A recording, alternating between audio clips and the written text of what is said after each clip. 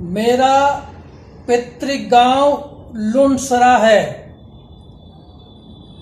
लूण प्लस सरा, मारवाड़ी भाषा में लूण शब्द का प्रयोग नमक को कहते हैं। नमक को सराहने वाला गांव में, नमक को इज्जत देने वाला, नमक की मर्यादा देने वाला,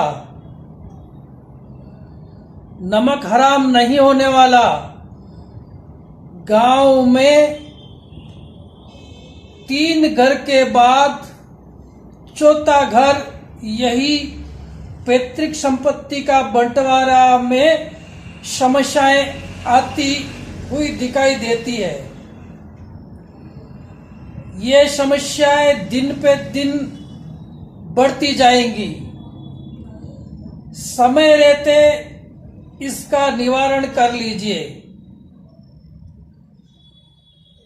हमारे गांव में भोपाल सिंह जी मेड़तिया रहते थे। वो 4 भुजानाथ के बहुत ही बड़े भक्त थे।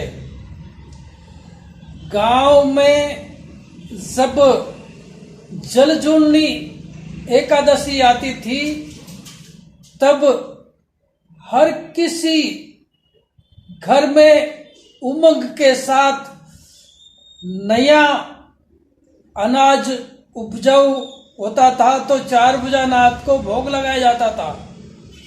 उसके बाद 4 भुजानाथ की जो शोभा यात्रा तालाब तक जाती थी, तालाब में वहां भगवान को अभिषेक स्नान आदि करने के बाद नए साल का जो है उद्देश्य प्राप्त करने के लिए भगवान से प्रार्थना की जाती थी। हर घर में यही माहौल प्रतिवर्ष रहता था। नया अनाज भगवान को 4 भुजानाथ को भोग लगाना, दूसरे साल की अच्छी बारिश होने की कामना करना। लूणसरा गांव में तालाब बहुत ही अच्छा वास्तु प्रकार से है। वहां पर दादू दयाल महाराज का ऊपर मंदिर भी है। लेकिन कुछ स्वार्थी तत्वों की वजह से लूणसरा यानी लूण नमक को इज्जत देने वाला गांव में अब प्रतिवर्ष समस्याएं आने लग जाती है। लूणसरा गांव में बहुत ही अच्छे आदमी निवास करते हैं, लेकिन 1 या 2 की वजह से बदनाम हो जा रहा है। इसलिए लूणसरा गांव से मेरी प्रार्थना है कि इस समस्याओं का समाधान पंचायत में जरूरी किया जाए। लूणसरा गांव में राउत राम जी सरपंच हुआ करते थे, सरपंच साहब। उनका डंका जोधपुर से दिल्ली तक बजता था।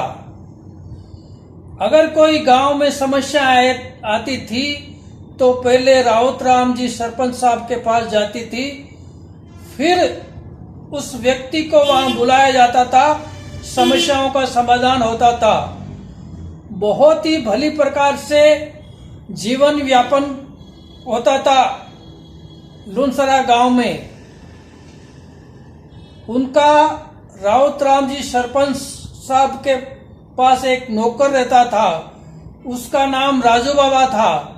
राजू बाबा का जब स्वर्गवास हुआ, उन्होंने बताया कि मैं ये सोने की असरपियां या जगह पर गाड़ दिया हूं। जब वो असरपियां मिली, राउत राम जी सरपंच साहब ने पूरे गांव को भोजन कराया था। इतनी ईमानदारी थी, कोई भी नमक हराम नहीं करता था। लूणसरा गांव की प्रसिद्धि प्राप्त थी, डंका बजता था। पैतृक संपत्ति का बंटवारा दिन पे दिन मुश्किल काम होने जाएगा।